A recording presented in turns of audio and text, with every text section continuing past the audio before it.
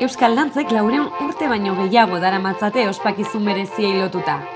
Ekitaldi erlijiosoei edota jai herrikoiei adibidez. Askok denboran zehar iraun dute, eta beste batzuk indarrez berpiztu dira azken urteotan, batez ere emakumeen eta hainbat kultur elkarteren bultzadari esker. Dantza esanguratsu bat noski aurrezkoa da. Gaur egun begirune eta oreari lotutako dantza.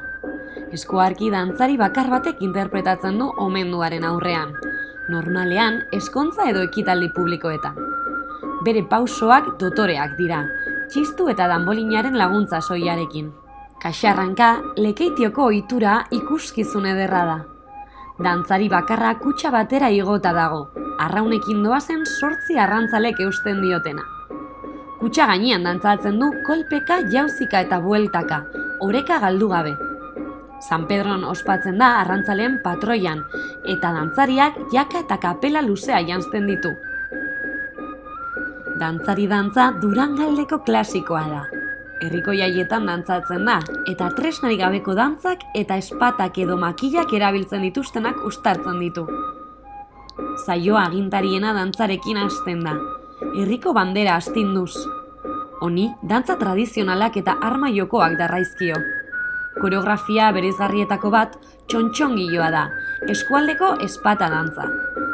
Dantzari dantzatik dator espata dantzaren bertsio ezagunetako bat. Gipuzkoan aldiz, historikoki erlijio ospakizunekin lotuta egon da, Korpus egunarekin hain zuzen ere. Dantzariek espatak trebetasunaz elkar jotzen dituzte, irudiak osatuz eta maisu zarraren buru gainetik pasatuz.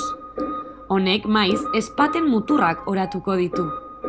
Espata dantzaren beste aldaera bat markina xemeinen dago. Xemeingo dantza herriko jaietan egiten da, Arretxinagako San Miguel ermitaren ondoan. Dantzariek soinean daramatzate santuaren eta bertako eskutuaren irudiak dituzten eskapularioak, ongiaren eta gaizkiaren arteko borroka eternala antzesten duten bitartean. Baina dena ez da armadantza. 1908ko Eibarko lore jokoetan ezagun egin zen arku dantza ere ohikoa da.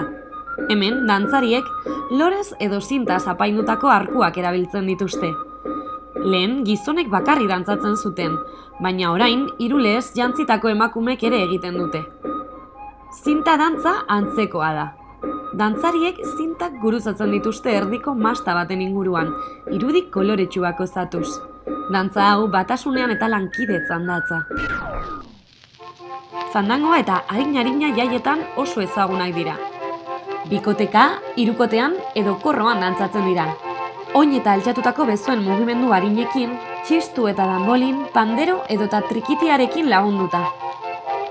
Eta amaitzeko, hain ezaguna ez den dantza, sagar dantza, bastango inauteriak ospatzeko ohikoa. Dantzari bakoitzak sagar bina darama eskuetan eta dantzaren bukaeran botatzen ditu. Lurrarekiko loturari egiten zaion keinu dibertigarria da hau. Janzkera dantzaren arabera aldatzen dira. Baina ohikoak dira gerriko gorriak, musu zapiak, abarkak eta kapela luze bat, kolorezko zerrendak dituena, mielotxinek daramanaren antzekoa. Euskal dantzak gure ondare inmaterial aberatsaren erakusgarri dira.